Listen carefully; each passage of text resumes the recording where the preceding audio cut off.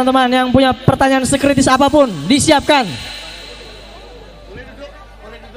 Oke, mbaknya mana? Monggo silakan mbak, di depan mbak. Oke, boleh langsung bertanya mbak. Tanya. Oke, silakan mbak. Tapi gini ya, rambu-rambu pertanyaannya.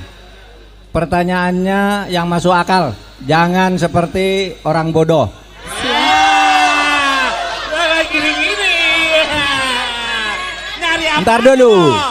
Ntar dulu. Ini karena saya nih orang NU. Jadi di NU tuh ada pesan Imam Syafi'i. Kata Imam Syafi'i, saya sudah berdiskusi dengan ratusan orang pandai, selalu memuaskan.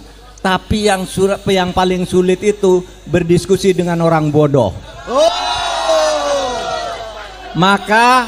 Maka di kalangan NU itu ada dalil.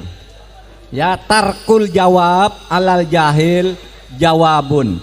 Tidak menjawab pertanyaannya orang bodoh itu adalah jawaban yang paling baik.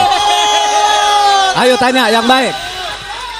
Tabrak! Tabrak! Tabrak! Tabrak! Tabrak! Tabrak! Tabrak! Oke, silakan mbak. Silakan mbak. Baik, Nama. download Tribun X sekarang. Menghadirkan lokal menjadi Indonesia.